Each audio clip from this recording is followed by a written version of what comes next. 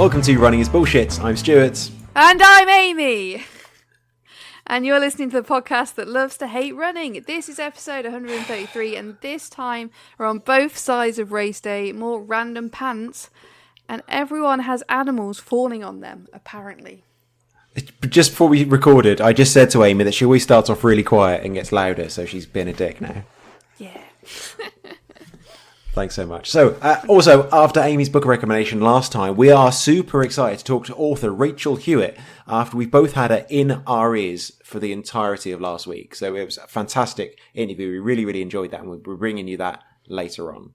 Very exciting. I was completely starstruck. I was like, because I say this multiple times in the interview, but her book is so bloody good. So I was like, you're actually sat here like chatting to us. That's amazing. Can't get enough of it. It's brilliant. So yeah, fantastic interview. We're keeping it super, super cool. Yeah. Before that, Amy, what is the best excuse that you've given or been given for missing a run? I feel like you've got a few. Oh yeah, I've got loads. Mental breakdown. Oh no, that's not funny, is it? No, it's not entertaining. I was trying to think actually, because I have loads of things that have happened, like mishaps, but I can't remember them off the top of my head. I remember once when our dogs were a bit younger, they got in like a massive fight. If you have two dogs, you will know this, that sometimes, thankfully rarely, but sometimes there will be a fight over something like resource guarding.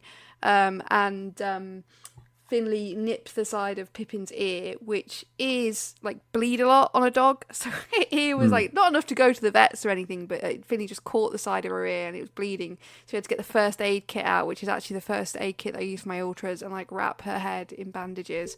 And I think it was Jen. I sent a picture to Jen. I was like, I've got a situation here. I'm not like, I can't leave the house. I need to sort out this situation with Pippin's ear. So yeah, the dog's fighting and having to wrap Pippin up like a Victorian child with toothache was one of them. How about you? I mean, again, not the super funny answer I was looking for, but never mind. No, it's just that this week on one of our runs, one of our club runners as it turns out, she did eventually make it, but she messaged to say she couldn't make it to the club run that evening because a load of bees had lost their queen and decided her bike was the place to set up their new home. It's just this whole new beehive formed on the back wheel of her bike, and she gets back and like, what do I do about this? Life has not prepared me for bees. What do you do about that? You call a beekeeper. Apparently someone else had already done it for her. Apparently there is a beekeeper in Cardiff Bay, and I think they're more than happy to come and collect bees because bees make them a shitload of money, and they're just bee people, aren't they? They like bees. Someone had come along, and I guess they get the bees off somehow, stick them in a box, and take them off. And she made it to Run Club. But I'm just like, a bike full of bees. What an amazing excuse. More bee than bike. Yeah, it's a bit scary. I just imagine you come out to me like, what do I do about this? I don't understand. Also, I've got something in my upfront rant section. It relates to the race I'm going to talk about later on in this episode. Racing lines. People do not understand. And I don't understand how other people race sometimes. Like, today I ran a half marathon on the road in a city. There's quite often you get a long right-hand bend.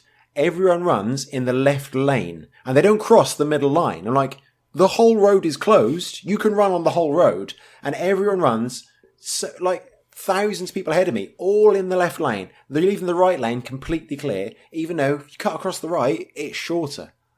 And so many people, I see so many people go around corners. They go all the way around the outside of the corner, and they get to the next corner, and they go around, the inside of that one because that's the side of the road they're on. They just stick to one side of the road, and they don't change. And I'm like, what are you doing? Good lane discipline. Yeah, but you're not driving a car. I have noticed that. I have noticed people do that. Yeah, in city marathons, I think that's quite funny. Bless them. Humans are weird, aren't they? Yeah, people just race very strangely, and I'm like, just try and make it easier for yourself. Surely that's what we all want to do here. But, okay, fine. Let's catch up on the last episode. Matt Garner, he asked you, Amy, what magnesium you're taking, and as you are a doctor, this is a solid medical recommendation. I'm not a medical doctor, so please. It's the same thing. You know what? I'd be like one of those people that either has bought that. I haven't bought my doctorate. I earned it, thank you. But like has a doctorate in something that's not medical, and then gives medical advice for like a charlatan. That's what we've been doing for years. Yeah, I'm not a medical doctor. So take what I say with a pinch of salt. I am basing my knowledge on Reddit and a bit of now over the last few months, a bit of my own experiences. So I just use magnesium citrate. There's the other one as well. I can't remember the name of. Apparently, the other one is supposed to be better in some ways, but I just bought whatever was on Holland and Barrett, and it seems to be working in terms of my sleep and all that sort of thing. I have heard that sometimes magnesium citrate can give people issues with their bowels. So if you try it and you're having bowel issues, as in like diarrhea or constipation, it's not going to help you sleep, is it? No, it's not going to help you sleep. Try the other one, glycerate or something like that. I can't remember what the other one is. I don't really understand it all. So yeah, I just went for whichever one from Holland and Barrett. Just happens to be the citrate one. So yeah, I would say try. Again, I'm not a doctor. Consult a proper medical doctor first. But I would say try each one. If one doesn't seem to work, try the other one. I don't know whether it matters much. Fair enough. Just giving medical advice on things, supplements people are going to be putting into their body on the podcast based on no. That is what you're qualified to do. Yes, yeah. Andy Nichols been in touch and said one of the runners in our club is a paramedic and stopped during a half marathon to help a marshal deal with someone who'd collapsed. Took 3 or 4 minutes getting them stable and the marshal confident on what to do before carrying on. Still came in second in her age category. God, we should have come in first, but she was pissing about saving somebody's life. Yeah, but you could put that on Strava. You think of the break you could put on Strava though. Could have came first, but the people come first. The people come first. We're saving lives out here. Your mum also messaged. She said she was also laughing at the thought of Dr. Amy Cuthbert-Genders medically assisting someone on a run. To be fair... Quick, this woman has collapsed. She needs an analysis of broadcast media immediately. I mean... Yeah, that would something like that, finish as them far off. as I know. But to be honest, I have CPR training. I think everyone should. If you do races and just run with people a lot, I think CPR first aid training is super useful. And also, when we had our training, it was how to use those defibrillators as well. So yeah, I feel like I am. People joke. I am actually confident that I could do something in that situation. So thank you. Yeah, I did that training years ago. I probably should do it again, actually. It's good. It's well worth it. And a lot of charities offer it for free or a small price. So it just makes you feel a bit more confident because it happens a lot. And yeah, you just feel a bit more confident that you'd be able to do something and not just sort of panic and be like, oh God, what am I going to do? And waste time panicking. Your brain just switches into, okay, I know what to do in this situation. So I think it's extremely useful. Well, that's something we'll come to after we do a fun bit first, because that's apparently how we do things. Let's talk about tea. Ooh. We're partnered with Bird and Blend Tea, and that means we'll tell you what tea we're drinking. If you like the sound of it, you can go to runningisbs.com/tea, click on those links, and then buy that tea if you really want to. That'd be cool. I've not got tea today because I've just done a race and I've just been glugging water all day. So I've got that thing where I feel a bit dehydrated, but also full of water, so I don't want anything else. However, I was in Bristol and I did see the Bird and Blend shop, but I didn't get to go in because I was waiting for an Uber. So I saw the shop and I was quite pleased about that. Nice. Well, but Amy, you have an experiment for us. It's an experiment. It's like one of those things you make as a kid with all the chemicals from under the sink and in the bathroom and stuff that make a potion. Anyway, you not do that as a kid? You're not supposed to do though. Oh no. Okay, no. Maybe it was just the stuff in the bathroom, the shampoos and stuff that I did. Nothing under the sink. We've got a live taste test right on the podcast. So for a while, I've been meaning to make a cold brew matcha. I'm still on my matcha shtick, still using the advent calendar matchas. So I wanted to make lemonade matcha, and I couldn't work it out because when you make normal cold brews, you just stick the tea leaves in with lemonade or whatever and just sit it in the fridge overnight and it just brews. But matcha, obviously, you've got to mix the powders together, make a bit of a paste, all that sort of thing. So I'm like, oh god, this is all more complicated. Found a recipe. Didn't really follow it. I've made something. Cool. I've made it with a bit of mermaid matcha and a bit of the normal matcha. I sort of mixed those two together for a start, and then lemonade. It looks, no disrespect to Bird and Blend, because it's not their fault, it's mine, but it looks absolutely minging. But I'm going to try it and hope it tastes better than it looks. So hold on. Yeah. Okay, that's actually nice. It's actually Oh, well, nice. okay. It does not look nice. It doesn't look nice, does it? But it tastes good. I feel like what I've probably done is put a little bit too much matcha in, which I felt like I'd done that anyway, but only a little bit too much. It's a bit grainy because I think I put too much matcha in, but it's a bit strong. But it actually tastes really good. It tastes really sweet. It tastes nice and matcha, so it does look better than it tastes. So there we go. Cold brew Tastes better than it looks. Yeah. Okay. It tastes better than it looks. So you can recommend cold brew matcha. Yeah, with lemonade. It's nice. It's very. It's a bit too sweet as well because the mermaid. I'm just like thinking of the aftertaste of bit sweet because the mermaid matcha, but with some regular matcha, because mermaid matcha is already a bit sweet. I think that could be absolutely perfect. So yeah, it's a good success. More of this Great over success. The summer. Yeah. Oh, this is only the start. Well done. Good for you, Amy. Tell us about last week instead. Last week. So I did the Radda Trail half last week. I did a race. I went. I got there. It all happened. There was no silly excuses. You started it. Hooray. Well done. Hooray! This is another race by Ridge Runners who are brilliant. Their races I've done 2 of them now, and they just seem to be really well organised. The people running it are always really nice. The marshals are always really nice routes. Yeah, I just really recommend them. And what was particularly nice about this race was that it was on a Saturday and it was near a train station, so I could take the train, which I think is really lovely to be able to quite rare, isn't it? To a trail race. Yeah, I thought that was just really nice to be able to get the train to a trail race, because often now that I can drive, I'm like, oh great, I can get to all these trail races, but what I stress about the most is parking. Like trying to find parking, especially some of these places where there isn't a lot of parking and you've got over 100 people. And, they send out the emails like, oh, try to car share. I'm thinking, but what if you haven't got any friends? Like, how do you car share when you don't know anyone?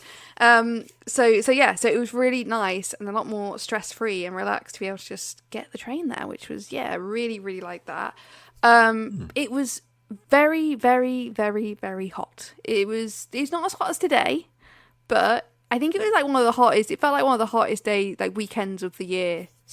So far it just felt really hot, and there wasn't any wind really, and some of the route was quite exposed, especially going up the Garth, so it was that was really hot. I found myself going through my water super quick, and the other thing was there was quite a few steep climbs in this race, and normally, especially after I'd warmed up a bit, if you're thinking 6 or 7 miles into a race, when I'm at that stage, I'd just be mainly just powering up the climbs, just walking slowly, but walking. I was having to stop and properly stop and take breathers every few couple of minutes going up the climbs, because it was just so hot. My heart was just beating so fast.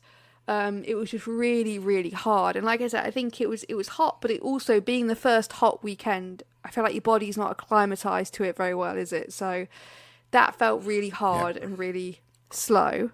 It's a really awesome route. Like I said, really, really beautiful. It's one of those where it's probably going to be a nice training route that I'll probably go out and do a few times anyway, because I just thought it was a really nice circular route, lots of woodland, which was the saving grace actually in the heat, was there was a lot of woodland, really runnable as well, super, apart from the climbs. And if you're a good trail runner, you'll be able to do the, if you're a strong trail runner, you'll be able to do the climbs as well. But it wasn't very technical, which I quite like as well. So it was some really, really runnable bits too, which I liked. Finished in the middle of a cricket match, which was a bit odd. I was actually, because it finished at the cricket and rugby or whatever it was, a rugby club, wasn't it, where they played cricket? Yeah. But I was there was a cricket match going on, and as I was running in, I could hear them all cheering, and I kept checking. I thought, so I had the route on my watch the whole way round just to make sure. And also, when I've got the route on my watch when I'm running, it counts down the miles, and I quite like that. It says, oh, you've got X number of miles left to the finish point. I quite like that. So I had that all the way, and then I was getting ready to finish. I knew I was 0.2 of a mile away, so I scrolled up to my normal watch face so I could stop my run easier. And I could just I could just hear cheering, and the finish was sort of going through what looked like a hedge, and I was like, what is going on? And I could see the the cricket players, and I'm like, how have I gone? And I kept like scrolling my watch back up, like, am I going to the right place? But it was the right place. It was the finish line. So that was quite interesting, finishing in the middle of a cricket match. But well, the cricket match was going on, but if there were like a load of lads up in the club being noisy, it's because that's the rugby team and they'd just been promoted. So they were very noisy and happy. Yeah, I saw people up there as well. It was all very it was all very chaotic. Lads. Yeah. So yeah, I was a bit confused at the end. I was like double checking, making sure I definitely got to the right place. But yeah, really enjoyed it. Really nice race, like really good fun. Quite what's the word? Quite generous cut-off times as well. So a lot of the Ridge Runners races do have cut-off times, but they're quite generous, and I get the impression, like I think it said in the email as well, if it looks like you can finish and you're looking good, if you're a few minutes over, sometimes they're a bit generous. I think it's I like them because I think it's just a lot of common sense. You know, if you're coming over the line like 2 minutes after the cut-off, but you're like looking fine and you're like, oh, I got lost or whatever, then you know, so yeah, I like that aspect of it as well, because usually when I sign up to races with cut-off points, it's a bit of a stress in the back of my mind, but yeah, I felt quite relaxed about this one. So yeah, it was a really nice race. Loved it.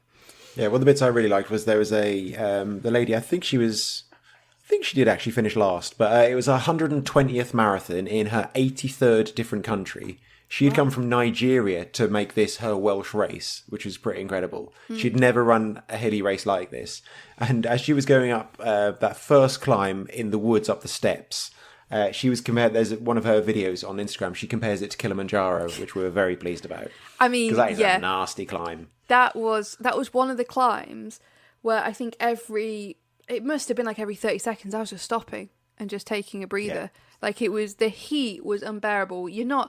By that point, you haven't run that far. I can't remember how many miles, like 4 miles or something. So I feel like I haven't. But you'd only run uphill. Yeah. I feel like I haven't properly warmed up at that point even. Like I'm not into the flow of it. But those steps were out. And the steps had sort of eroded away. So it was just like a very steep hill. Yeah, there used to be steps. Yeah, steps would have been a lot easier actually. But it was, absolutely horrendous. Oh yeah, this woman that came in and she was incredible, because I say she's run all over the world. I don't quite know how she's managed to do that, but she's done 83rd different countries. She'd just done Belfast Marathon the week before, but she just came over the line dead last, but like absolutely delighted because she'd never run anything like that. Apparently, where she lives, there's no hills, and she gave us this whole story at the end of how basically no one, when she started about 10 years ago, no one in Nigeria ran marathons, and especially not women, because they're it's all sprinting and short distance thing, and no one runs long distances. And she said she would have that thing of like, if she went running, people would be like, what's going on, are you being chased, are you okay? But she started doing marathons. Like the closest one to start on was in Dubai. She had to go all the way that far to do a marathon. But now she organises marathons in Nigeria. That's awesome. Yeah, that sounds... So she's kind of brought it back there and she's given more people opportunity. Yeah. But yeah, she was absolutely fantastic. We loved her. I did see some people on Instagram posting about the race saying, particularly those who did the marathon, saying that it was harder than some of the ultras they've done. So I think it was just like a hard day. I think it was the heat combined with the fact it was... The elevation was mainly in short but extremely steep climbs, which is just absolutely drains you. Like going up a constant slight hill can be a bit draining, but at least you can keep powering forward. But it was just the steepness of the climbs that were just, absolutely sapped it out of you. Yeah. So as we said, both sides of race day. I'm actually working for Ridge Runners. I'm on the core team now, so I know Amy said lots of nice things, but that is absolutely not because I'm involved. She would not say that if that was the case, because she would not give a shit. So on the day, my role was basically I was setting up one of the checkpoints, and then I was just kind of the guy to call if something went wrong. And as it turns out, I had an unbelievably stressful morning.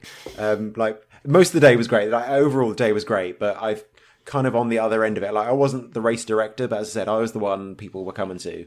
And to see that side of it is an education, let me tell you. I mean, getting phone calls when I'm in the middle of a forest of someone calling me saying, do I need to go through this field? Where are you? I don't know. Well, I don't know what you want me to do about that.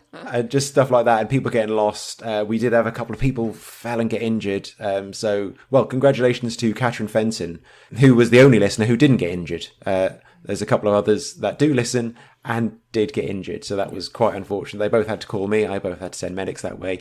But both of them, to their credit, got injured quite close to easy places to get picked up. One close to a checkpoint, and the other one was at a pub, and she was perfectly happy just to sit there for a little bit.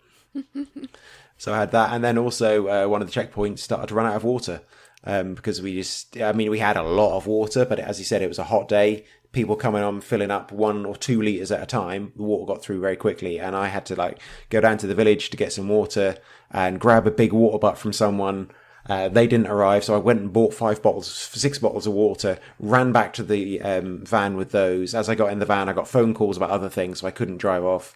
But then the person with the water butt did turn up, so I had to run back down to the village. I got the water butt filled up, and then a couple of other people arrived who were marshalling one of the other locations, and I said to them, right, you need to go to this point now because there was a cut-off coming. I was getting phone calls to say we're going to have to cut some people because they're over the time. So I was like, right, can you go up there? And they were like, okay, fine. And then the water butt came out and he filled it to the top, which is 30 or 40 litres. I had to carry that. I ran up the road, up a hill to get back to the van to drive it back because I was just so amped up by then. I was so stressed. I'm getting messages saying going to run out of water really soon. Need water ASAP. I'm like, all right, just fucking stop calling me. But I was literally running up the road against a couple of runners who were like, yeah, well done. I'm like, it's okay. Good for you. Then drive up, back up into the forest and carry this water down. Down into the hill, back into the woods, and luckily they hadn't run out of water, but we did come quite close. It was a bit of a lesson for us, I think. We didn't run out of water, but we almost did. We'd rather not do that again, just because it was a hot day. So yeah, being on the other side of things is hard, as it turns out. At one point I said I'd rather be doing the marathon than running around trying to find water for people, because that was hard work. Yeah, so, I mean, if always make sure you thank your marshals and the people running the races, because they're working hard. Yeah, and if they'd ran out of water, that would have been disastrous, because at each checkpoint I got to, I was out of water. I was absolutely out of water. Yeah, so that wouldn't have been good. Yeah. And as I got back to after all that was done, the checkpoint was shut down. I went back to the finish line, and there's the race director, Mark, just having a nice time in a field watching the cricket. So I said, right, next time you're in the van, I'm going to sit in a field and watch cricket. Yeah, stressful day, but really enjoyed it. Everyone, we had lots of really, really good comments about it. It's a lovely route. And as it turns out, we didn't cut people. There were some people very close to cut-offs and things like that, but there was no need in the end. We knew they were going to finish, and that was fine. Yeah, I think that's the thing. Like I say, it's common sense. If somebody comes in absolutely looking on their arse, then it's okay, you need to stop. And if they're coming in and they're just a bit slower, that's okay. If they're going to finish 10 minutes after the cut-off time, I think that's okay if they're going to finish and it's within, a reasonable amount of time. But the other thing to mention as well is a lot of ridge runners races sort of market themselves as for good for beginners as well, and it seems really, really welcoming. And there was a few people there. It was their first trail race, and it's really a welcoming vibe. So yeah, if you haven't done a trail race before and you're looking for one in South Wales, it might be, or Mid Wales as well. Mainly just kind of south, really. But it's a good one. It's a good one to do. So, there was a guy who came in towards the end as well, who his first ever trail race was last year doing the half, and he did the marathon this year, and he was telling us about it at the end, and he was pretty much in tears as he was talking us through it, and we were just like, yes, that's what it's for. Yeah, that's the stories, and that's why you put on races for people like that. It was absolutely brilliant. Really love that. Definitely. And I also, so the other thing I did yesterday was I did a long run. Ooh. I know. I did almost 15 miles out towards Bridgend, and I won't normally talk about this, but it's kind of eventful. I was originally going to just go for a local run half an hour away, and I got to the car park of this forest, and they closed it, bearing in mind it's 6 a.m, and they closed it all because they were filming something there. They put the barriers across the car park, and I couldn't get in, so I was like, for fuck's sake, I had to do a 10-point turn and head off out to Bridgend instead. Sorry, just on that again. Driving a massive van around a forest with hairpin turns was extremely stressful. I can imagine. When I was driving back, I was heading one way, and Holly's like, "Oh, you can't take the van this way because you'll never get around that corner." I said, "I've been around that corner twice from both directions, thank you." So, didn't need that. Will happen. Small van next time. Sorry, carry on. So I found this route online. Whoever ran the route first, their GPS obviously wasn't working properly because there were some very straight lines when it wasn't a straight line. So I had to sort of guess some of it. Really, really, really beautiful route. It was quite obvious the bits you were supposed to be on, so I managed to follow it okay. Didn't get lost at all. Was having a great time. Getting towards the end, I had one little bit where it was telling me to go through a bit of a wind farm, and there was a load of gates up saying, "Do not enter. This is private property. We are watching you on CCTV." So I had to pull out the OS maps because I was stood there thinking, well, this is the only way I can go, really. I don't know really where else to go apart from on quite a busy mountain road. So I pulled out the OS maps and I could see it was like a public footpath through there. And then I also pulled up Strava, and I could see a very dark blue heat map going through there. So I thought, fuck it. It was a Saturday as well, quite early. So I thought, fuck it. I'm going to go. What's it? It was danger. I'm like, oh, wind. And I was in my head, I'm like, oh, wind farm's dangerous. And they were like, high voltage. Only if you're very tall. Yeah. But it was electricity and this and that. I'm like, but is something going to happen? Surely not. How would they, and also it's towards the end of the run, I'm hot, I'm getting a bit dehydrated at this point because I'd run out of water, I'm getting my brain's a bit, but I was like, can a wind farm hurt me? Am I going to get electrocuted by a wind farm? And if so, how would that work? And I could see sheep, and I was like, well, there's sheep here, surely they'd be electrocuted first. So anyway, I went through this wind farm. It was absolutely fine. I think it's probably fine that I was there. Nobody came out and shouted at me.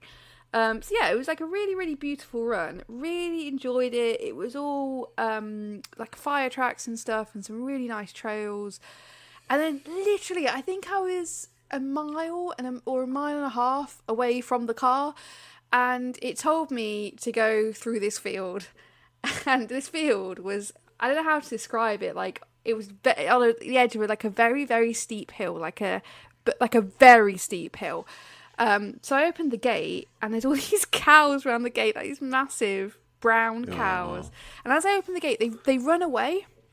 And I was looking at the cows, and I was like, Jesus. So they run away to one end of the field. Now, if you're braver than me and not scared of cows, you'd probably... And the path went straight past them. There's one very obvious but steep path that goes straight past them. So if you were braver than me, you'd probably think, well, those cows aren't interested in me. They're obviously wary of humans and staying away. So just walk down the fucking path. Not me, I'm terrified. I can see they've got babies with them as well. I skirt round the fence of the field, and I want to describe just how fucking steep this was, but I was further and further up the side of this fucking hill. And also, and I've done this before as well, as I started making my way down, the valley opened up, and it's one of those things where your breath sort of catches in your throat or something, because just the view of this valley was insane and intimidating. It was I was on one side of the valley and I could see it and how steep it was. And I don't even know how to describe it. I got the same feeling when I was lost in fucking Snowdonia and I came around a corner and the view opened up to just fucking mountains. I was like, what the fuck? Where am I? I'm in the middle of fucking nowhere. That was... I don't know how to describe that feeling, but it was just fear. Some sort of primal fear of this isn't good. You're in the middle of nowhere on the side of a So most people would be hill. impressed, but you were terrified. I was terrified because I was on the side. If I was on a nice fire track somewhere, I'd be like, oh, beautiful. But no, I did take a picture, but I was scared. So I'm on the side of this, and I'm looking at the cows all the time. I'm on the side of this massive steep thing, and then my mum calls me. And normally I have a bit of a catch up with my mum when I'm on a run, but I pick up the phone and I'm like, "Hiya, I'm just in a field with a load of cows," and I was shaking, and at that point I realised I was shaking like a shitting dog going down this hill. I was like, I'm on the edge of a hill, but I think I'll be okay. And my mum's going, "Don't worry, they won't be bothered about you." And I'm like, "Okay, yes, okay." I'm so scared, and the cow's looking at me from a distance, but I'm edging my way round. And I eventually find a sheep track or a cow fucking track or something going down this thing. I had to slide down on my bum a bit to get to the said sheep track. So I followed that a bit, and it became very steep. So I I went down on my bum a bit more, all the while looking at these cows, like down the really steep bit. I finally got to the bottom and the actual path, and there's about 8 guys on dirt bikes, like just stood there with their bikes, like waiting for me, waiting for me to like to come out the way. And there's me on this little tiny path sliding down on my bum. Something like, to be fair, when I was on the edge of the actual hill, I needed to slide down on my bum for that. That was like I slipped down, like I slid down because that was incredibly steep. I shouldn't have been up there. But then when I got on that little trail, most normal people would probably be able to just walk it very carefully, but I just felt so unstable. Mentally, you hit the ground, mentally and physically. So if you're under threat, you hit the floor. Yeah, so I slid down. I was worried in my head. I was like, but if I go on the floor, will the cows see that as weakness and come and trample me? But by that point, I thought, no, I'm fine. And my mum's on the phone going, well, they won't run down a hill. They'll fall. Like they'll roll. So I'm not going to run down a hill after you. I thought, yeah, that makes sense. That's possibly more dangerous for you. Well, maybe, yeah. But yeah, so I was like, so I finally got to the bottom, and then they had the embarrassment of all these guys like waiting for me. They were very, very nice. They were like, "Oh, are you okay?" I'm like, "Yeah, I'm fine." Yeah, so yeah, that was my long run. That was absolutely beautiful until right at the very fucking end when I had to slide down on my bum past some cows and some. So that's just a normal, fairly uneventful run for you that you probably weren't going to talk about, but. Yeah. Like more happened to you in that run that happens in all of my runs. Yeah. Like more happened in that run more happened in that run than happens in like races and stuff I do where people have stories from, and I'm like, yeah, it was great, it's just hot. And then I go out on just like a little 15 miler, and yeah, I'm sort of sliding down hills on my bum, absolutely terrified. So yeah. I'm just not a fan of cows. Like sheep, there were some sheep that were following me as well. It was quite creepy as I was walking there. They were sort of like following me. I'd look round, they'd stop, and they'd carry on walking, and they'd be closer and closer and closer. And there was 2 of them. So it was like, is it The Shining with the twins? Like it was a bit like that. But otherwise, yeah, nice run. Bit of peril at the end. But yeah, of course. Yeah. How's your week been? I mean, it's never anything in comparison, isn't it? I went on one hot run with 2 people that are much, much quicker than me last week. I thought that would get me fully heat adapted. One big, like, 17k blast. Didn't know it was that long. Was very underprepared for it. Got absolutely ruined and left behind. Thought I should be completely heat adapted from that. As it turns out, fast forward 9 days to the Bristol Half, which I did this morning. Awful. Horrible day. It's very hot today, like... hotter than last week, isn't it? It's like insane. Yeah, I was aware of that. So the plan was to go out with the 135 pacer, which went to ship, I mean, literally before the start line. We were standing maybe 5 meters behind the pacer, who just kind of edged ahead a bit. But then on the approach to the start line, they put extra barriers in the start kind of pen, which slowed I guess it's just to spread people out and spread the flow of runners out so there's not a bit of a crush. But that meant by the time we got to the start line, the pacer was gone, like 30, 40 seconds ahead. And that's quite a big gap to get back. So we chased him down over the course of like 3-4k, which obviously takes a lot of energy to take, instead of running at 4:30 pace, we were running at 4:15, 4:20 pace for kilometres. So that was bad. And I caught up that pacer. I was running with them. I was literally on the guy's shoulder for a little while. And then it kind of got a little bit narrow again. There's a turnaround, and they got away, and they just drifted away, and I couldn't do anything about it. And at that point, I realised I couldn't speed up. I couldn't really do anything, and my heart rate was over 190. Oh my God. And I was like, well, I just need to back off now. There's nothing I can do. It's weird. I didn't feel hot. I didn't feel dehydrated. I just couldn't run fast. There was just nothing happening. It was just quite frustrating because, I say, first 5k felt really good. Probably could have run a good 5k today. Might have even been able to run a decent 10k today. But from 8k, I think at least maybe 6, maybe 7, 8k, just nothing. I mean, I literally could count the amount of people I overtook who were running. And from 6k to the end, 3 people. I got overtaken by possibly thousands I just went backwards. I don't think I've ever had a race like that before. I could literally get, as I said, 3 people. I overtook a few people that were walking. I didn't include them because I thought, they're walking, doesn't count. 3 people who were running that I overtook. That's how drastically my pace changed. It was horrendous. The absolute epitome of chat shit, get banged. Which is what I'd been doing because I've been talking up this race. I've been very confident, possibly cocky. I mean, it was a good example of like, a couple of the women in the club that I was running with and around me, very cocky, definitely going to do this. It's really hot, but fuck it, why not? I'm going to go for it anyway. Organisers have been saying, today's probably not the day for a PB. You might want to just take it easy and enjoy yourself. I'm like, fuck that. Absolutely not. I do not intend to enjoy any part of this. I'm going to go for my PB. That went to hell very, very quickly. 2 women I was running with realised it was hot and they slowed down. And then they both beat me by very comfortable margins. And like, yep, well, there we go. That says a lot, doesn't it? As we've said before, men are terrible at racing sometimes. And what I loved as well, when I was running with Emma for a little bit, she caught me up. I ran with her for 3 minutes and then she got away. In those 3 minutes, I think 6 or 7 people from the crowd shouted, "Come on, Emma!" because they were looking at her bib. I was like, why are they all shouting for you? Well, no one said, "Come on, Stewart." But again, it's like the thing I said before. Women support women extremely well. Men do not support other men. Not if they're doing shit. Maybe if you ran faster, they'd cheer you. I think she said there was like no women kind of close to her, ahead or behind. So it's just like, yeah, people had picked her out as the person to call the name out. And I was just like, well, everyone's cheering for you. No one's cheering for me. Fine.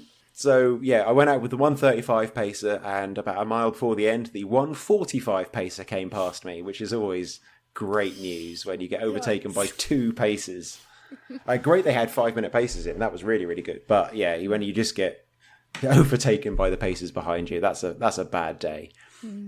Also want to say that the first episode of this went out on the 9th of October, 2018.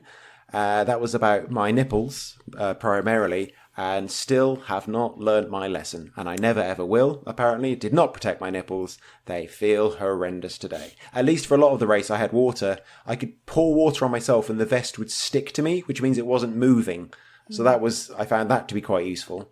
If I could just stay wet, it's when it gets dry, that's when it rubs. But that was bad today. I did not have a good time. My nipples had a bad time. And in the drop bag afterwards, I was given deodorant, which is, it's different. And it feels a bit on the nose for after a race, doesn't it? Well, I was it like a mini one? I quite like. Yeah, a couple of mini ones for him and for her. I think that's brilliant. I mean, yeah, I think it's a little too personal, but I'm like, okay, fine, it's got use. I mean, I could have done with that after Rado because the thing I forgot to say, the thing about getting the train to a race is that you got to get the train back, and because it was a really nice day, it was like everyone from the valleys was going to Barry Island, so I was stuck on this train. Saturday night into Cardiff as well. I was absolutely stinking, and it was just a load of like lads stood around me. You probably weren't the worst, mate. Oh my god. But yeah, it was a lot of lads stood around me with drinking beer and being very loud and very, very, very closed in. So I think I was relieved to get off, and they were probably relieved to get off because I was absolutely honking. So yeah. So after my 5k PB this year, 10k PB this year, I'm brought crashing back down to earth, nowhere near my half marathon PB, and now I've got that thing of like, do I need to do another one? I don't think I can be bothered. I don't think I like half marathons. Yeah, it's hard. It's like it's a long time. It's a long way to run fast, isn't it? So yeah, I'm not sure it's completely my thing. I'm better at short distances, so I'll think about that for autumn. I haven't got time to think about it now. And just also the final thing on this race is just as I finished, maybe 400 meters from the end, I did see someone on the course getting CPR, which, as we said earlier, is it's a great thing to be able to know and to use because it does happen, and I've never seen it in a race before. I've seen people hit the deck, I've seen people being attended to, never actually seen it. I mean, I only very quickly just saw the compressions happening, and I turned away. I literally just like turned my head. I'm like, I'm not even going to look or go past. And that, I mean, I was jogging it in by that point anyway, but that kind of deflated me a bit. Yeah. I thought, there was no. I kind of wonder how it would be if you were running a really good time on a really, and you wanted to put in a really big, strong finish. I guess you kind of have to compartmentalize that a little bit and be like, that's a bad thing, but I'm going to think about that in 2 minutes. I'm just going to get this finished for now. Because I don't know, I feel like that would be quite difficult because it kind of gives you some fairly crashing perspective, doesn't it? Yeah, I mean, something to say is that if obviously somebody's being attended to by paramedics, that's obviously being taken care of. And if there's a few people, if it's just, say, like it's not somewhere where the paramedics have gotten to yet, and there's a few people there, you're okay. But if it's not paramedics, you should also go and ask if they need help, because something that I learned from the CPR training is that it's really fucking hard work. So you need people to swap in and out doing the chest compressions. So like you see somebody and it's just one person, like a normal member of the public doing CPR. If you can, you should probably offer to help, because that's something that I didn't really think about before doing the training. Is because the amount of pressure you have to put through your chest compressions, it wears you out really quickly, and that's something they teach you. If you're the first person there, you need to pick someone else as well to swap in and out with you. So, but yeah. Or even just like you might need to be the one that needs to make a phone call or hold someone's dog, or you just might need to, there might just be something else you can do. Yeah. Well, that's what they say as well, like the bystander effect. You need to pick somebody to call an ambulance, and you need to pick someone to sort of swap in and out if you're doing the chest compressions, because they say it's amazing, like the amount of people that don't call an ambulance because they think somebody else has done it. So you just need to take control and be like, you call an ambulance, you help. Yeah, that's bystander effect. The more people there are, the less likely any of those people will help because they're waiting for someone else. So huge. That's like obviously hugely important at races, because that's going to be like peak bystander effect, because there's so many people there usually with those sorts of races. So yes. I've been checking already. I've been like searching like the news sites for an update on it. I know it's really early to do it, but I just kind of just really worried about those people, and really hope that CPR worked. Yeah, I'm assuming it's the heat as well. If you've got, because usually it's an underlying health, like a heart condition that people don't even know they have. But in that heat, if your heart's working even harder, you know, that's going to be, that's going to be when it triggers something. So, God, hopefully it worked. Hopefully the chest compressions worked and that person's okay. So yeah, fingers crossed. Yeah. Otherwise, good race. I know some people don't like the course. I found it okay. It was fine. There's a bit of a boring out and back, but as I've learned, mid-May, not the time to go for half marathon PB, as it turns out. Who would have known? Yeah, who could have ever guessed? Let's have one of our trademark switches of pace now. Let's head over to get into our interview with Rachel Hewitt. After recommending In Her Nature on the last episode, we wanted to know more about the book and about the author, and so we're delighted to introduce Dr. Rachel Hewitt to the podcast. Rachel, welcome.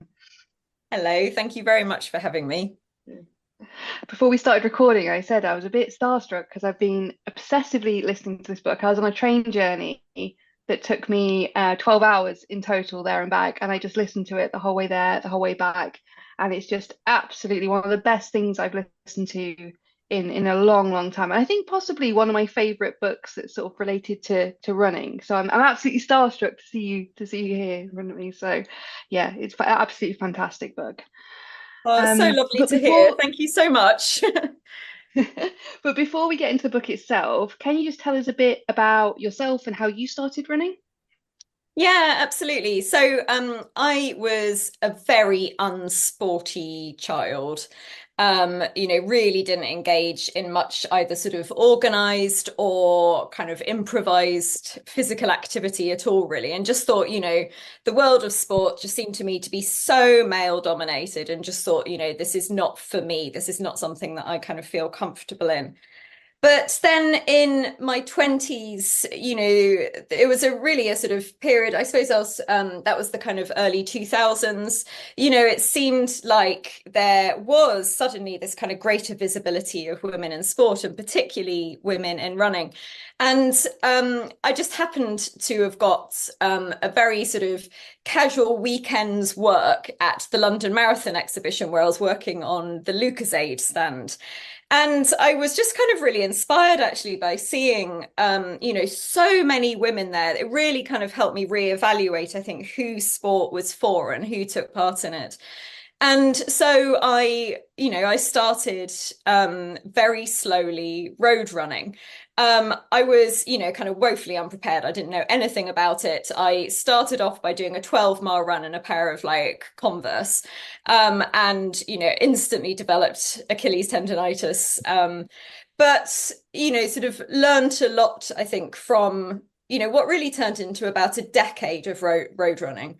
But I suppose part of what I learned is that road running is bullshit. Like, I actually kind of, there were quite a lot of negative things about it for me. And I think as much as I got the kind of runner's high, I also did kind of get quite a lot of lows. And I think some of those were knit with the idea of kind of quantification, the idea that road running for me seemed to be about getting faster and getting better all the time. And I just wasn't a very good road runner, really, so I was constantly kind of berating myself and feeling like I was sort of falling short.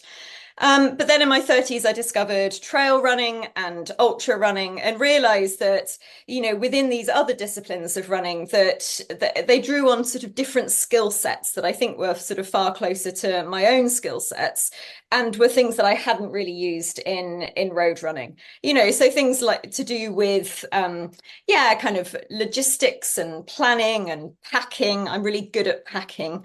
And, I'm always massively overpacked for any kind of trail run.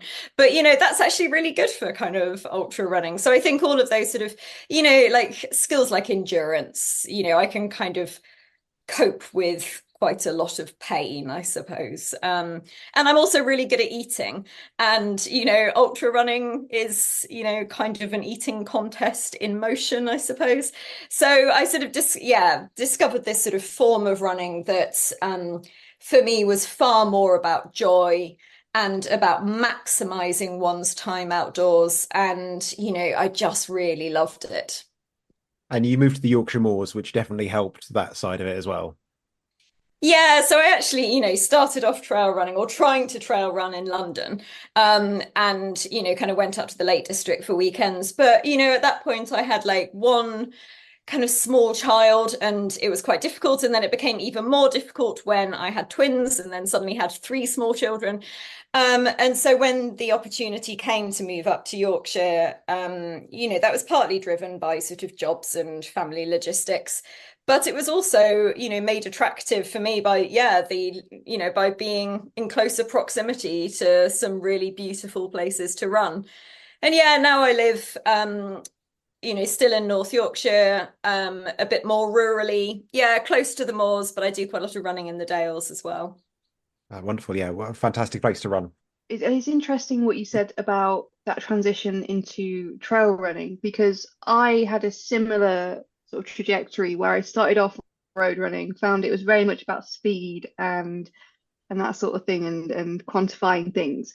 And I find personally trail running to be a bit more inclusive, like especially ultras. There seems to be this attitude of as long as it's about just finishing, and a lot of ultras have quite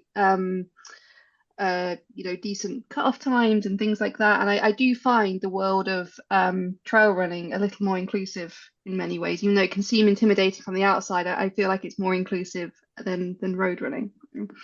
Yeah, I agree. And I think, there are different types of ultra races. And I think probably like quite a lot of women, I'm not particularly drawn to the ones that advertise themselves as being kind of really brutal, really tough, really painful. It's like, I want running to be joyful and pleasurable. And of course it isn't always, but I have no particular interest in sort of, flogging myself or, trying to create any more pain than is already in one's life, like running's supposed to be a holiday, I think.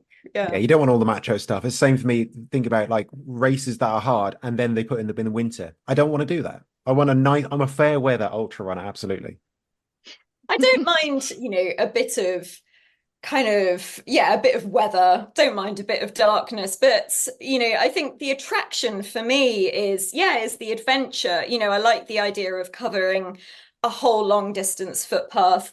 I like the idea of being outside for as long as possible, but those things for me sort of connote joy, like rather than pain. I can't, the sort of Mark Cockbane races that are all about, like the tunnel ultra, running backwards and forwards in a sort of bike tunnel with no natural light for 200 miles or for however long it is. Like, that is not my skill set. I can't make myself, I think, do something that is purely about testing the limits of personal endurance of displeasure.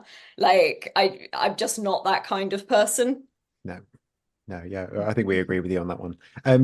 So, we want to talk about your book, and actually, I think the writing of your book is really intertwined with your running, because the same as Amy, I've spent the last week neglecting all of my podcasts and just listening to it. So it's kind of interesting to speak to you after having you in my ears for the last week. And there's a lot going on in the book. I found there's elements of like biography and social history and memoir and psychology, and even actually the process of writing the book itself is in there. So what is your kind of elevator pitch for the book so we can set our scene for the listeners? Oh God, I hate that question. I'm Tell me about this sorry. book. You spent like 7 years writing and like occupied my mind for a really long time. Off you go. And boil 15 it down seconds, to off you 20 go. seconds Go. or something. I think, the book is about the joys that running bring to women specifically, but it's also about how those joys operates in a context in which running has sometimes been used to kind of beat women with or exclude women from. And I think it's about how the history of women in sport is not a linear one. I came to this book with a preconception, really, that prior to around the 1970s, women were not particularly active or visible in sport, and that the history of women's sport from that point has been a kind of steady, slow progression, but one that's, has been a kind of continual upward motion in terms of the number of women participating in sport and the respect that they're given. So that's the kind of preconception that I came with. And then actually, when I was digging into the sort of longer history of women's sport, I found this kind of amazing period, really, between roughly the 1880s and the end of the 1890s, where women were really dominant and visible and respected in all sorts of outdoor sports, kind of including, I mean, the word kind of trail running wasn't used, but, that sort of kind of long distance outdoor adventuring, but going sort of into other sports as well, such as skiing and mountaineering and ice skating and tennis and ice hockey, that women played a really important role in these sports and, and were really respected. But then, around the turn of the 20th century, there was a kind of sea change in sporting culture. And I think in sort of, political culture more generally, that saw men ring fencing sport far more for themselves. And, women didn't stop participating, but they did lose a lot of the visibility and respect that they'd been given. So I think that made me kind of look at sport and look at my own personal experiences of running in a really different way. It made me think about how the progress of women's rights isn't a constant we're not on a constant trajectory towards progress, right? That we have progress followed by backlash. But it also made me really think about, the sort of present day context in which, in lots of ways, I see, a huge amount to be positive and excited about in terms of women's place in running. But I also, we can't sort of ignore the ways in which there is a backlash against women in sport. And I think one of the perhaps most sort of potent manifestations of that is looking at the statistics of male violence against women outdoors and women in organized sport. And, the fact that, more women have been murdered whilst out running since 2016 than they were in the 30 years before that. That sort of violence and abuse by men against female spectators at football matches has kind of trebled, I think, since 2007. So I think that, as much as women's participation in sport increases, that in some circles that is met with a backlash. So I'm sort of interested in those kind of two competing patterns. Sorry, that wasn't a 20-second elevator pitch at all. There's a long elevator we had. It's fine. So one of the kind of heroines of your book, one of the people you talk about a lot, is Lizzie LeBlond, who's a wonderfully named woman from the end of the 19th century. Can you kind of tell us a bit more about her and how you discovered her? Yeah, so when I was kind of trying to piece together this sort of alternative view of the history of women's sport that I'd sort of started to unearth, I really wanted to find particular individuals from the 1880s and 1890s and to kind of trace as much as possible, those women's experiences of sport in those decades, how they came to sport, what they experienced in the sporting world, the kind of meanings that outdoor sport held for women. And yeah, Lizzie LeBlond was a brilliant character to discover, not just because of her crazily glamorous name and glamorous life, but because she wrote so much about her experiences and she documented her experiences of sport through photographs as well. And that's actually the first way that I came across her, was by discovering a sort of digital archive of her photographs. She was probably the first professional female sports photographer, certainly the first professional female sports what's the word, took videos, filmmaker. And probably I think also the first professional female public speaker about sport and mountaineering. So we have this enormous archive of her experiences in both competitive and kind of ad hoc sport from those 2 decades. And it's such an interesting vision. I suppose I kind of, when I first came across Lizzie LeBlond, I sort of assumed that she must be some kind of outlier, right? That she must be this completely extraordinary individual doing what no other woman in Victorian society was doing. I totally bought into the kind of myth of Victorian women being like angels in the house, reluctant to show an ankle. And actually, what I discovered is that, Lizzie was far from an outlier, that through her photographs, what she's documenting is thousands and thousands and thousands of women participating in these activities and really demolishing that stereotype of kind of frail and pale and wan Victorian women. And, the world that she writes about is one in which, women and the kind of particular physiological needs of women's bodies are really being accommodated in the late 19th century sporting world. I mean, it's not a kind of halcyon utopia for feminist sport or anything. It's still very male dominated. But, hoteliers are recognizing that women might want different things in a sort of winter sports hotel than men. There are sort of women-only train carriages being kind of put on to transport women going to the Alps, for example, for winter sports. And, I got really interested in the kind of kit that women were using at the end of the 19th century, and lots of women made their own adaptations to things like kind of long skirts.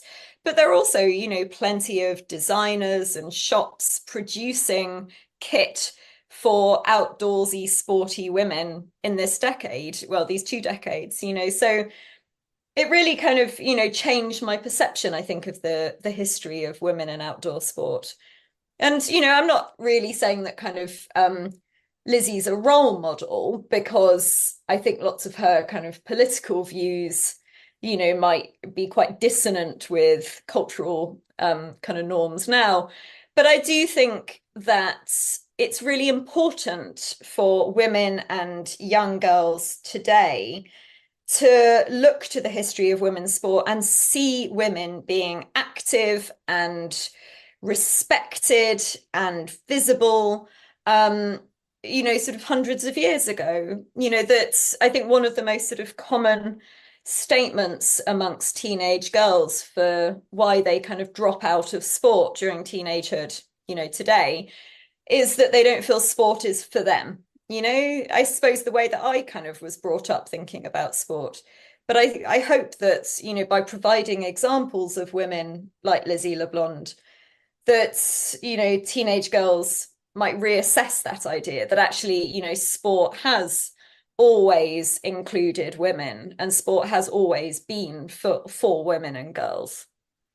I think, seeing those women in history pushing the boundaries, it sort of empowers you to push boundaries now. Like email that race director and say you need to include period products at your aid stations at this altar and things like that, because you can see how, because like you said, the history of women in the outdoors and in outdoor sports often isn't told, but when it is told, it's so interesting because it's about pushing those boundaries. It's about getting over those social norms in a way that often can empower us as well. So yeah, that was definitely. the main thing for the book for me. It was amazing. Yeah, definitely. I think it's like psychologically and emotionally empowering, but I think it's really practically empowering as well. Kind of one of the, I think, sort of chief results of of women's history not being memorialized and celebrated in the same way as men's history is that, kind of women's achievements, women's discoveries, women's research isn't always kind of preserved from one generation to the next, and that often women in each kind of decade or each generation are feeling like they have to kind of reinvent the wheel each time, and it just kind of really slows down progress if we're having to do just the kind of basic research, I suppose, into kind of what do female bodies need in terms of outdoor kit. If we're having to kind of work from the ground upwards in each generation, it's really it's really slow and difficult. And I think there's a sort of there's a real sense of kind of isolation and depression that comes with feeling like you're the first, like you're the only one to do these things, and that actually realizing that there's a long history of women, doing this research, for example, into outdoor kit, or the sort of research into kind of like, well, because the sort of drop off of teenage girls playing sport is something that's been noticed, certainly back into kind of the 1860s, 70s, 80s. I'm sure before that as well, it's just that's where my sort of research starts.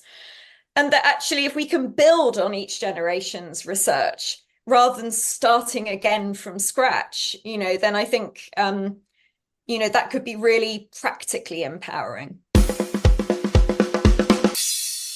Now, I asked Rachel the horrible question in there about describing the book. And so I'll give you the blurb, which is on the book, and that does include some of the subjects that we don't actually get to discuss in the interview, because there is just so much in this book. It's a big book. So the blurb it's like is this. Massive book. When Rachel loses 5 family members in 5 months, grief magnifies other absences. Running across moors and mountains used to help her feel at home in her body, but now feels fraught with danger.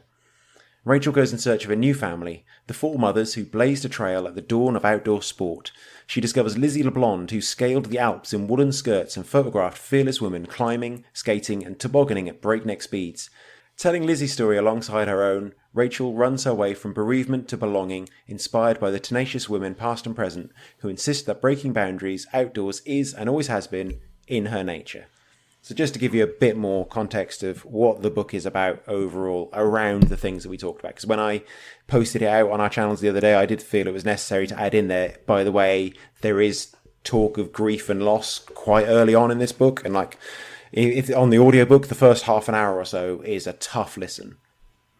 Yeah, definitely. Yeah, it's difficult for that. It's difficult. Some of the subjects discussed around things like assault and rape and things like that might be tough to listen to as well. It's just like a content warning for that sort of discussion too. So yeah, but it's if it's one of those things you feel like you can listen to, it's absolutely fantastic, brilliant.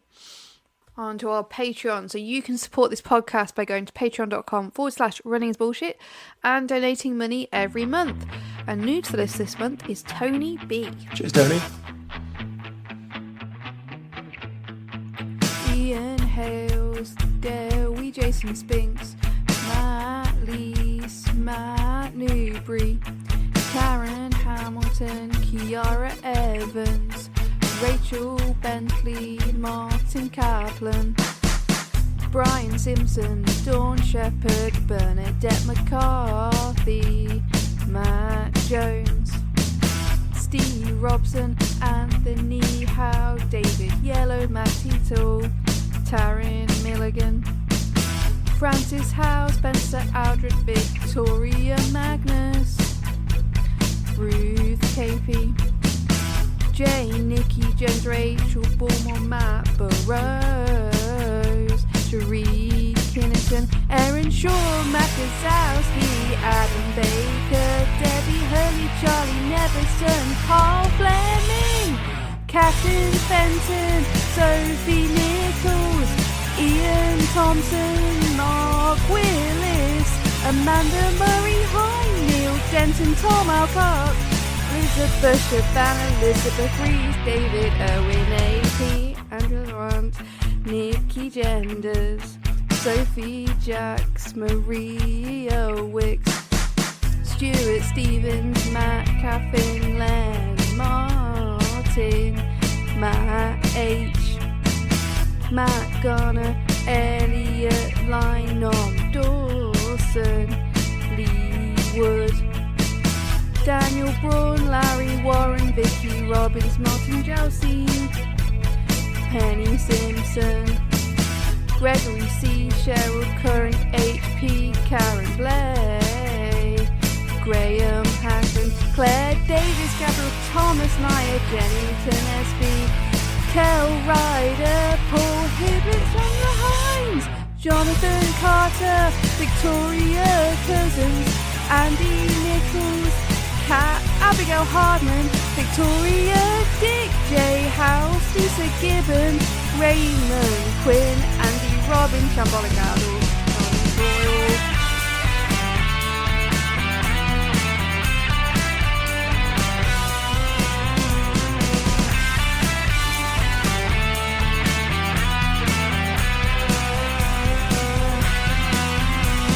Clark Gilmore, Claire Dina, Rich Sky, Kath Everett, Tony Howells, James Lampert, Catherine Brown, Alice Newstead, Drew Edwards, Sherry Grubbs, Julia Page, Andrew Foster Swale, Gail Seal. I think that was pretty much perfect. I'm sorry if I got your name wrong. That was the best one I did. Pretty much perfect. I'm sure you'll agree. If your name got sacrificed in that, well, that's just tough luck. Don't forget to get in touch with your running bullshit on Twitter, Instagram, and Facebook. Just search RunningsBS. Let us know why you particularly hate running this week. We had an email from Elle Druitt, who was also running the Radda Trail half last week and was one of the ones who fell and had to give me a call to get picked up by the medics. She was having great fun fanning around up the Garth, which is the highest mountain in Cardiff, until she hit the descent and, well, hit it a bit too hard, grazing her hand, elbow and knee. As it turns out, Amy was there to help her. Who would have thought? And there's also a couple of She Runs Cardiff club mates, took her gorgeous dog Mitch and managed to help her down a very tricky descent and dropped her off at a local pub. She sent us a classic swollen, bruised ankle pic, which hopefully will be better for the Vogum, which is now just 2 weeks away. Amy, you helped someone. I didn't help. Like, oh, to you be didn't? fair, Okay, by the time right, I got makes to more her, sense. by the time it was out of choice. Like, by the time I got to her, she had a friend with her who was already helping, so there wasn't much I could do other than go, "Oh God, that's bad, isn't it? Oh dear!" Like, there wasn't much else I could do. And then they told me, like, "Oh, if you see these people up ahead, will you tell them?" And I didn't see them up ahead, so I didn't have anyone to tell. I just, yeah, if I'd seen them, I would have. And then it was miles and miles and miles to the next checkpoint. And I told them no. I was like, "Oh, you're aware that somebody's sprained their ankle?" And they're like, "Yeah," because it was like an hour later. So of course they're aware somebody sprained their ankle. But I was there. I was ready to help. I just didn't get the opportunities. I don't want to take all the thing, but. Yeah, it was going down a really steep bit of the Garth that then got even steeper, and she was sort of slowly having to make her way down. And I thought, how is she going to get off this mountain? If me, I'd be straight on to Mountain Rescue to airlift me off, because that must have been tough. It was so steep, like on a sprained ankle. Yeah, it's a nasty little that downhill must have been. Oh, to go down, like if you, I don't know, like I feel like that must have been really, really, really difficult. So well done her for managing to get off the mountain, the hill. Oh yeah, but I didn't help. Okay, well, yeah, that does make more sense. It does seem more in character.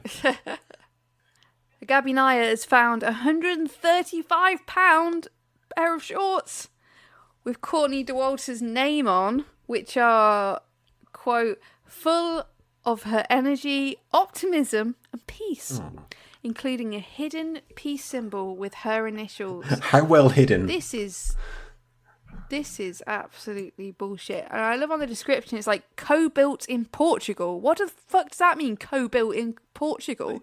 Built? Yeah, you don't build shorts. I guess they were put together a bit and then someone sent them to Portugal, they got stitched together a bit more and then sent somewhere else. But like... What? Why Portugal though? Like, why is that like these were co-built in Portugal? Like, I think it's because I think like Contra was the same, the Parkrun brand. I think it's because generally most clothing items are made in Southeast Asia with very low wages, and I think Portugal seems to be a place where things are being made now for reasonably low but still fair wages. So I think that's probably why. But it does seem an odd thing to expect people to know. Made in Portugal, so, you know. Yeah. But I mean, it would be better to say, like, ethically made or whatever, rather than just, like, co-built. I really like the fact there's a hidden peace symbol. It's like, how hidden? I'm paying more for things I can't see. £135, that wouldn't bring me peace, that'd bring me fucking rage. £135. That's a lot. But they are called Shortney, because that's a good pun, so that makes up for it, maybe. I'd pay £135 for that pun, to be fair. We don't mind that. I want to put it out to our listeners. What's the most expensive like pair of shorts you can find? Because I feel like tops, it gets expensive with tops in some ways because there's different types. If you get t-shirts, like also expensive t-shirts, like I want to see that. I've seen some really expensive tops and t-shirts, but £135 for some running shorts. We're just looking for some people to brag now, aren't we? Basically, is what you're saying. Yeah. We want some flex. I want to see how rich you are. Tell me. Yeah, have you got more expensive shorts than that? Because that is nuts. Gabby also sent us a photo of some more discarded pants, which is apparently now her thing. Yeah. It's a bit of a coincidence, isn't it? These were left at the beginning of her regular trail run route. Oh, it's almost like somebody's like leaving them out. Very suspicious. Yeah. It's a strange double life she's leading that she doesn't know. Goading you or something, I don't know. She also said, this is the whole Gabby and I section as we usually have, she says, I have an amazing PSA, beware of squirrels dropping on you during trail runs. Yep, you read that right, 2 squirrels mid-argument fell off a tree on me and a clubmate last night. That was unexpected. I don't know whether that would be cute or terrifying. Apparently not so much as a surprise for Max Carnage at Dr. G, who said, amazing. I can't quite match Gabby, but one time when running in East London, I was passing under a nice cherry tree, and a partially devoured dead mouse, or possibly rat, fell from the clutches of a corvid above me. It was a narrow miss, to be fair. Oh my god. And That's then disgusting. also at the Mrs. Mogg said, I had 2 fighting blackbirds joined at the beak, dropping me in Wentwood the other day. Why has everyone got animals falling on them? What is going on? No. Well, at least they're small animals. At least it's not a cow rolling down a cliff towards you. So, yeah.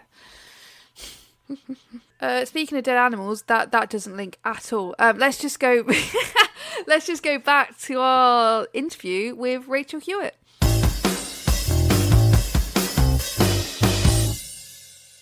And one of the really interesting things, actually, just a second, I listened to earlier today, is in the way that men take power away from women. One of the things they do is take away their sports. That was like a very direct thing that was happened. And there are so many examples and stories in the book about the equalities and the attacks women face. And I'm sure a lot of them won't come as a surprise in a way, because you can see kind of parallels with today. But are there any in particular that when you're in your research that just still make you sit back and shake your head and surprise you still? Yeah, I think, it did take quite a lot to sort of rid myself of this sort of myth that the progress of women in sport is constant, even though sometimes it's slower than in other periods.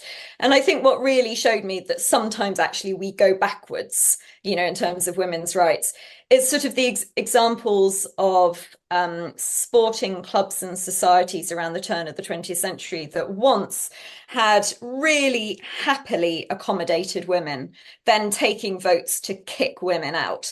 So I suppose what I'm looking at is, how the kind of sporting culture changes at the turn of the 20th century to to make the world of outdoor sport less hospitable to women. And yeah, one of the key ways that happens is through the kind of growth of membership organizations, you know, the sort of the organization of sport. So sport becomes more dominated by competitions, by clubs and societies, by kind of specific, by membership of certain facilities, by the kind of recording of like results and records and personal bests and firsts and all of that in sort of yearbooks and almanacs. And the more that kind of sport is organized like that, the more it gives men an opportunity to gatekeep it. So I suppose what I was really shocked by is, for example, the Swiss Alpine Club had been this real sort of beacon of egalitarianism for women at the end of the 19th century, and really symbolized for a lot of women the kind of liberation that they might find in the mountains in the Alps, you know, the fact that they were welcomed into this kind of national mountaineering institution, whereas, you know, the British Alpine Club did not permit female members. But, you know, the Swiss Alpine Club took a vote in the first decade of the 19th century to kick their female members out. And I think, you know, looking at how long some of these bans on female membership lasted was really extraordinary to me. So, for example, there's this tobogganing run, skeleton sledging run in St. Moritz called the Cresta Run. And a lot of Lizzie LeBlanc's photographs were of, you know, late Victorian women whizzing at 75 miles an hour down, you know, head first down this incredible run. And you know, women were really integral to the kind of whole community and culture that was built up around the Cresta Run, to the extent that, you know, some of the corners on the Cresta Run were named after women. So there's one corner that's called Shuttlecock, and it was named Shuttlecock by a woman who thought that's what Victorian women in their skirts looked like as they hurtled down this run. So, you know, women were really accepted in this kind of culture that was sort of built up around this run. But, you know, the Cresta Run was one of the places that at the turn of the 20th century kicked women out. And that ban lasted until 2018. You know, so it's the sort of the kind of endurance of these kind of formal legislative bans against women's inclusion was the thing that kind of shocked me the most, actually, like how tenacious these kind of member-only institutions really are. And we see it, don't we, in like kind of, you know, golf clubs and bowling clubs and things, which are some of the kind of last institutions to kind of equalize things. Yeah, definitely. And is there anything from your research that gives you a bit of hope for the future as well? Because we discussed how it's not linear and how things can always change, but is there anything you think gives you a bit of hope for the future of women in sport? I mean, I think you know, the numbers of women participating in sport has steadily risen since the 1980s. That is a real success story. I keep wanting to say, but this. You know, there's always a but. You know, sort of globally, there are actually more female recreational runners than there are men. And, you know, I think that's lovely. And, you know, it's really kind of spilling over into forms of running that aren't just road running. You know, there are increasing numbers of women participating in trail and ultra running as well. So I think that is a real success story. I think where the sort of areas that kind of prove more stubborn are, for example, kind of women in leadership roles in sport. Like that actually hasn't sort of increased significantly over the last 40 years. Media coverage has really of women's sport, you know, has really increased in some sports. And whenever I mention this, people are like, well, but the Lionesses, you know, and yes, like that is a massive success story. And it is really, really important. Overall, the coverage of women's sports still is pretty woeful in terms of, you know, the percentage of overall coverage of sport. But, you know, I suppose if I'm feeling optimistic, I think when you look at the sheer number of women participating in sport compared to, for example, in the 1960s, I sort of think that has to percolate into other areas eventually, such as media coverage or leadership roles. So has this book and the research you've done, has that affected your running in the way you run at all? I think so. One of the things that I really wanted to sort of dissect and analyze in the book was women's experiences of fear. Because it is one of the things that in surveys, women say they're most deterred, particularly from trail running and ultra running by, the fear of kind of being on a moor on your own at night. But also actually the more sort of mundane fear of even like going for a rural walk on your own. I was quite surprised when I first started working on this book. I told a friend about it and she said, God, yeah, I'd never go for a hike on my own. And, trying to kind of unpick that, like, what does that fear consist of?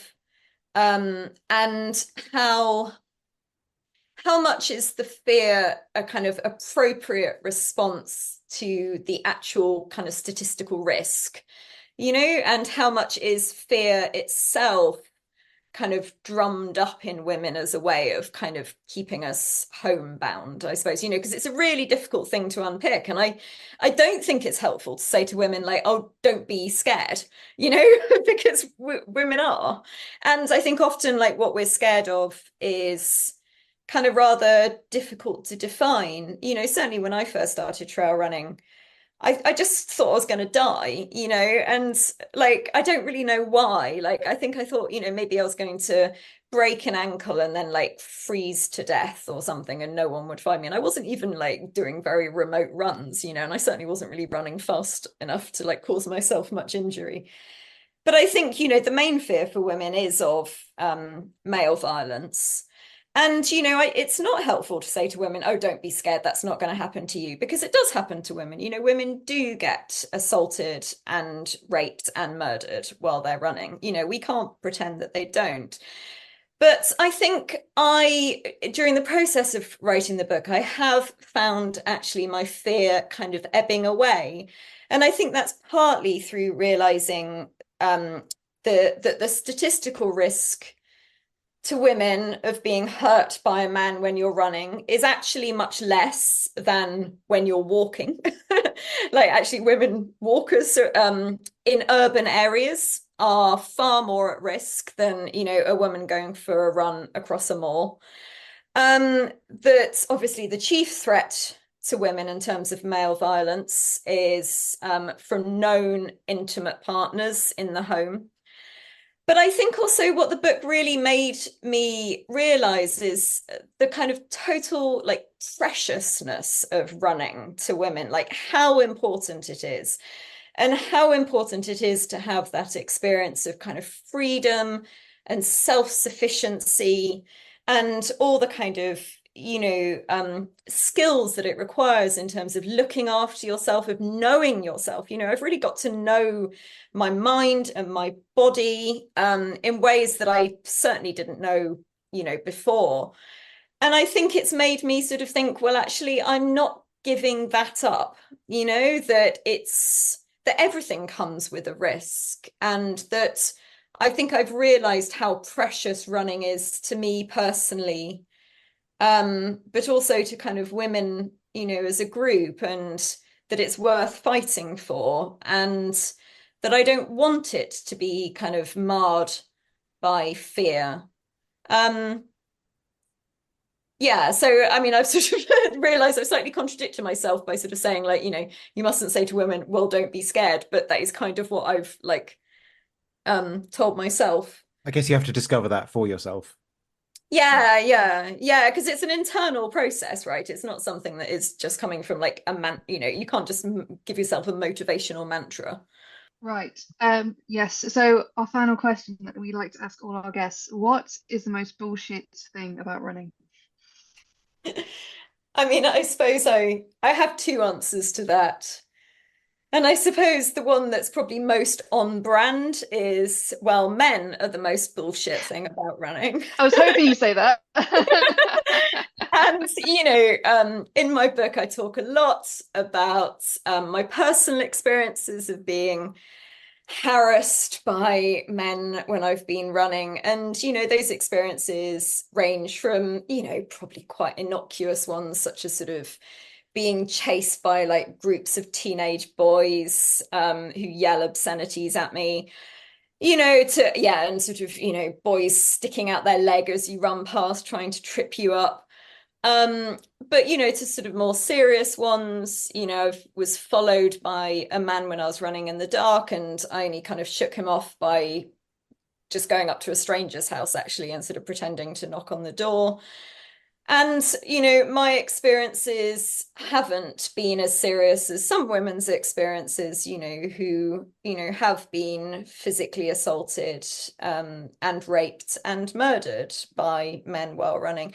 And I think, women are so socialized to kind of see the best in men that I often sort of feel when I talk about this, particularly within actually the running community, a lot of women sort of say, well, I find trail running men really lovely. And it's like, that's nice. And actually, yes, most trail running men I know are fine. But I have also experienced this kind of harassment during races from male runners. I was like pushed off a path by someone who just sort of wanted to get past and saw me as like, as much of an inconvenience as like a gate in the way or something, just push me off into like a ditch. And I think there's also the sort of, just more annoying things about men when you're running. Sort of, I've been pushed out of the way by a man just who thought he could get over the stile faster than me and, didn't want to wait for me. And, kind of, I think the sort of slightly related, but also slightly different sort of pairing of men who kind of mansplain, map reading and navigation, paired with the men who kind of can't be bothered with map reading and navigation, and so latch onto you like you're their mum, taking them for, taking them for a hike. Yeah. And both, yeah. Yeah. And like both are really infuriating. I've been latched onto by both, by like one man. I don't know my way anywhere, so don't latch you're not me. the person to follow. No, more fool them following me. I'm quite good at navigation, but at the same time, like, I tend to, particularly for like really long ultras, I do tend to recce a lot of the route beforehand. And, particularly bits that I can kind of see from the map might be a little bit kind of confusing, especially if I'm doing it at night. I do that preparation and got latched onto, by a guy during a race. And for the overnight section, he just sort of came up to me and he's like, well, I don't have a head torch and I don't have a map. So can I just stay with you? And it just sort of felt like, I've done this preparation and now he's sort of in a really kind of, he's exploiting that, and he was also a dreadful conversationalist. So I kind of, really like resented that. I did actually have to say to him, like, I need some time on my own, Good. Yeah, I mean, the other bullshit thing I think about running is, it's just so bodily, isn't it? Like, it's all kind of like fluids leaking out everywhere. I feel like, I'm sweating and like my nose is running and like I have to change tenor pads and I have to like, stop for a poo. And, it just feels so kind of undignified. And I think there is like a reason why so many female ultra runners are in their 40s and 50s, and have often had kids, because I sort of feel like I'm quite difficult to embarrass these days. And that's really lucky because like ultra running is quite undignified and embarrassing. Definitely. Sorry, we've got less than 1 minute. So we're going to have to finish this off. I'm really gutted about that. Thank you so much for giving us all that. I feel like it's a real shame we're too tight to pay for more Zoom time, but we could have talked for ages on that. Thank you so much for joining us and telling us about it. And please, if you're listening, please buy the book.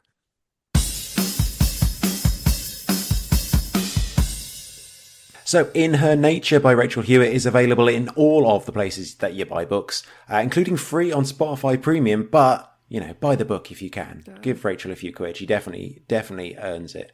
As you might have gathered, Rachel does shout fuck off a lot in the book, so probably not one for the car with the kids in the back. Just a little tip for you there.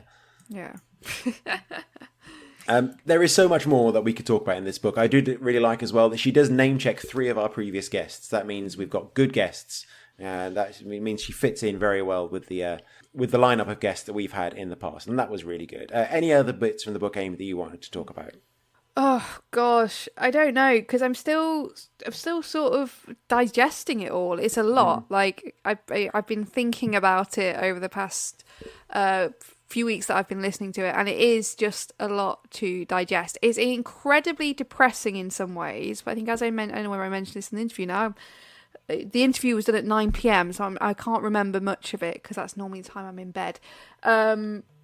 But although it is depressing in some ways, it's also quite motivating as well. It's sort of a type of anger that motivates you in a way. And there's a sense of almost solidarity, because I feel like most, if not all women, have been in a situation where they're running where a man has made them feel uncomfortable. And whether that actually turns out to be something that actually then happens, like a man tries to approach them or flashes them or whatever it might be, or whether just a man makes them feel uncomfortable because they're there and there's that possibility that something can happen. I think all women have felt that, and sometimes that can feel a bit isolating in a way, but when you're hearing all these experiences, it does give you a sense of you're not alone in this, and this is a broader issue and all those sorts of things. I don't know whether I'm making much sense there, but there's something about that. There's something about hearing shared experiences of women as well, which is quite, it's quite nice. It makes you feel less alone in those experiences. So yeah, it's a fantastic book, because I do like how she combines that personal narrative and what's happened in her life with these, I'm an academic, so I love these stories about these women that have come before, and there's like a bit of like proper like academic research in there as well, like studies and research that's actually being done, and it's biography, it's study, it's all these different things, and so I think it's really, really fantastic, all these different elements coming together. Yeah, I feel like it's a book where most women that read it will like furiously nod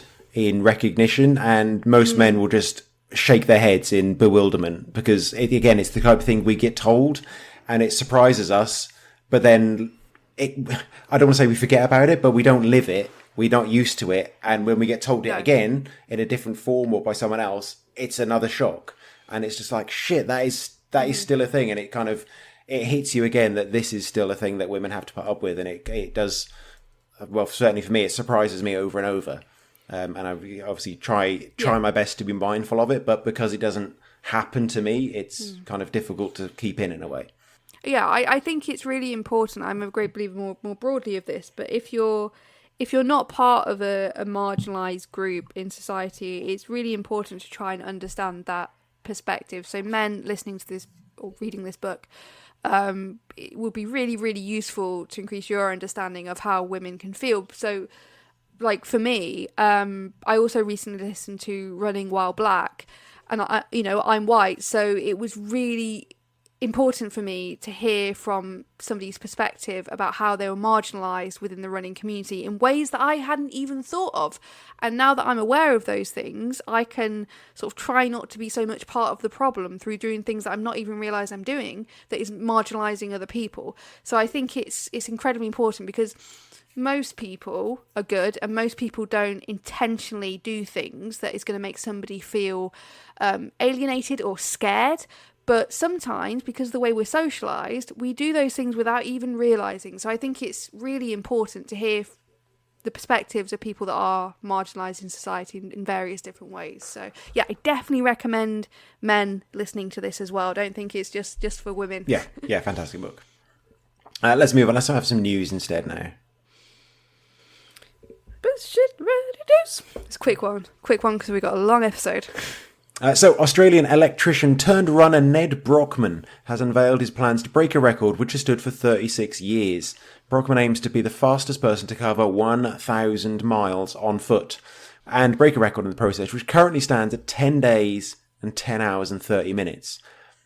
And that is a record held by Yanis Kouros, who's most people consider as like the greatest ultra long distance runner ever. And like this 1,000-mile record is kind of a big deal because that has stood for, as I said, a long time, and people have not been able to get anywhere near it. So he's going to have a go at this on a 400-meter running track in the Sydney Olympic Park, and he's going to run 403 laps every day for 10 days, which is horrible. Karen Hamilton sent us this article, and she pointed out the article isn't quite right because it says in there, Brockman rose to prominence in 2022 when he became the fastest Australian to run across the country. He didn't actually break the record, but he did make the run, and of course he did end up with maggots growing in his feet. I remember that. That's something that sticks is in my mostly mind. what he is known for. Yes, yeah. Yeah. Well, hopefully no maggots this time. Yeah. On a track, perhaps he'll be better taken care of. But and finally, we have a story about Strava, which has announced some updates.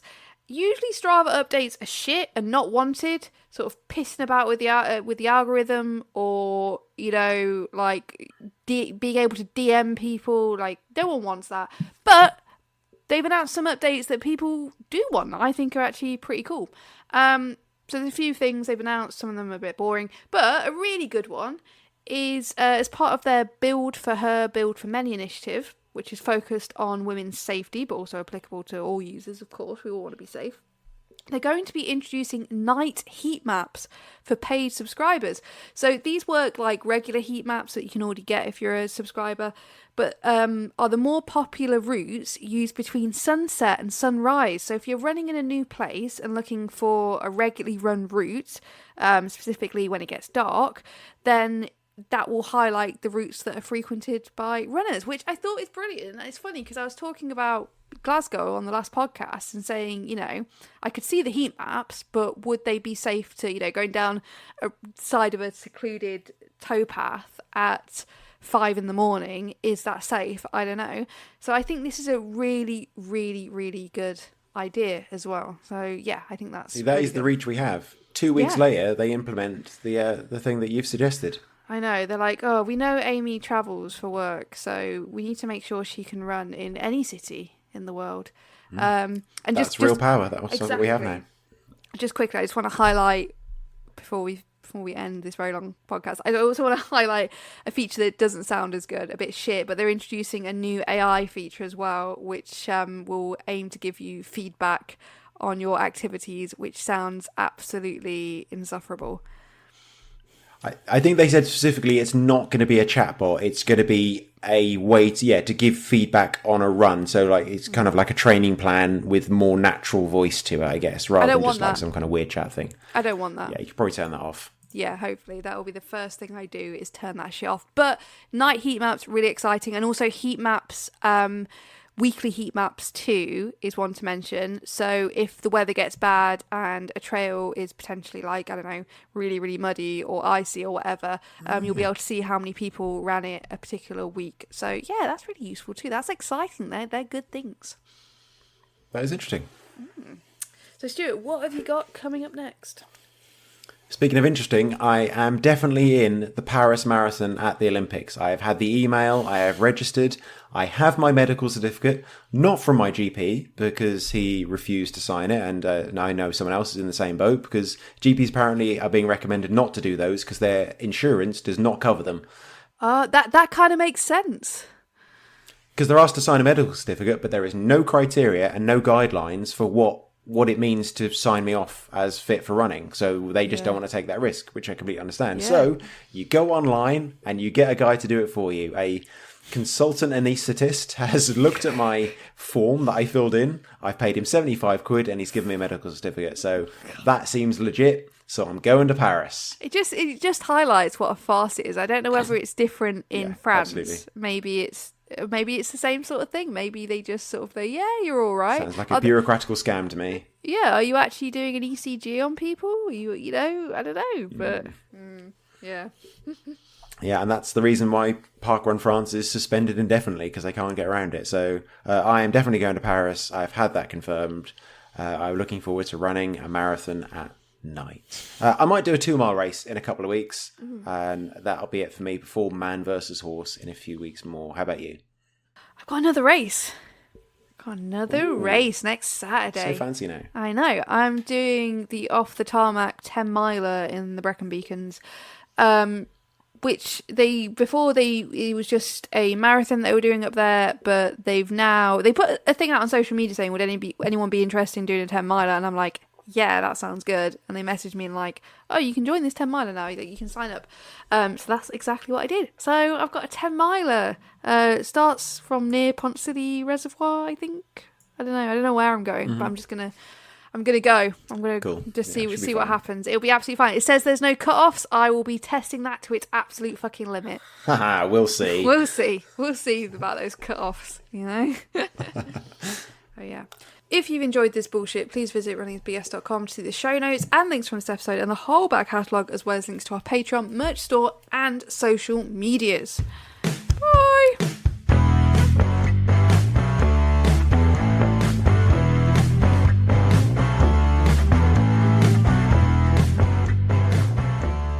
Life has not prepared me for bees.